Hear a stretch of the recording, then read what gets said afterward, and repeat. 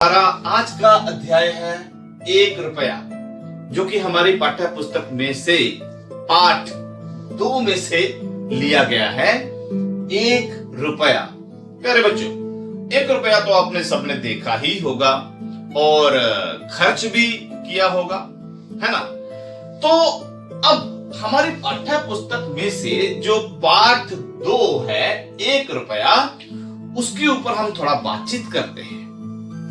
जरा ध्यान से सुनो। ईश्वर चंद्र विद्यासागर जी एक बहुत महान, बहुत नेक, बहुत ही गूढ़ ज्ञान वाले व्यक्ति थे। ईश्वर चंद्र विद्यासागर जी एक बार कहीं सैर कर रहे थे। जब वो सैर कर रहे थे तो एक बालक उनके पास आया और उनसे 1 पैसे के लिए भीख मांगने लगा। जब 1 पैसे की भीख मांग रहा था तो विद्यासागर जी उसकी तरफ बड़े ध्यान से निहार रहे थे, बड़े हैरानी से देख रहे थे और उन्होंने उस बालक से पूछा, अरे अगर मैं तुम्हें 1 पैसे के स्थान पर 1 रुपया दूं तो वो बच्चा भी बड़ा हैरान हुआ। वो बालक बहुत हैरान हुआ। उसने कहा कि 1 रुपया मिलने वाला है, तो वो अंदर ही अंदर खुश भी हुआ। तो उस बालक ने वादा किया कि अगर 1 रुपया मुझे मिलता है तो मैं भीख मांगना बंद कर दूंगा। जब ऐसा कहा तो विद्यासागर जी को यह बात अच्छी लगी। उन्होंने अपनी जेब में से 1 रुपया निकाला और उस बालक को दे दिया। अब उनकी महानता यह थी कि वो इस बात को भूल गए। समय बीतता चला गया।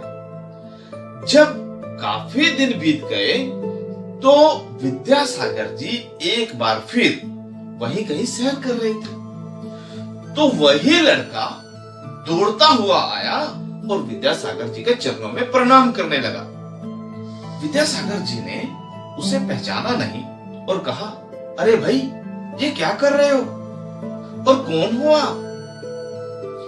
इतने में उसी बालक ने कहा कि श्रीमान, मैं वही बालक हूं जिसे आपने 1 रुपया दिया था। उस 1 रुपये से मैंने फलों की रेहड़ी लगाई और अब बाजार में मेरी फलों की दुकान है। और उसी बालक ने विद्यासागर जी को अपनी दुकान पर आने के लिए विनती भी की। तो ये एक कहानी थी, 1 रुपया। अब इस कहानी से हमें सीखने को क्या मिलता है, इस कहानी का मुख्य उद्देश्य क्या है, हमें इसके बारे में जानना है।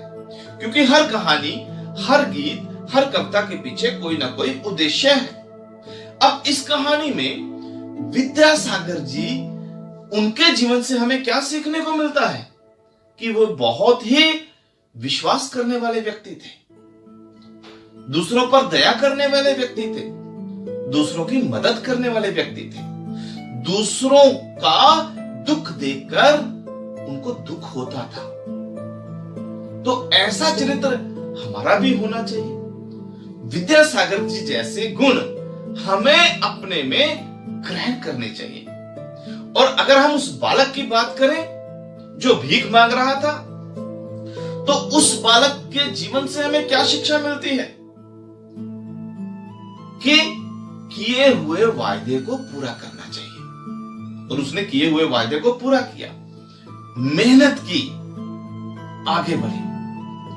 तो ऐसा ही जीवन हमारा भी हो जिसमें विश्वास, मेहनत, प्रेम, भाव, और देखो कैसा चरित्र है उस बालक का कि काम करने के बाद जब उसकी दुकान बनती है, उसमें कुछ ऐसी चीज नहीं आई जिससे वो विद्यासागर जी से दूर हटे।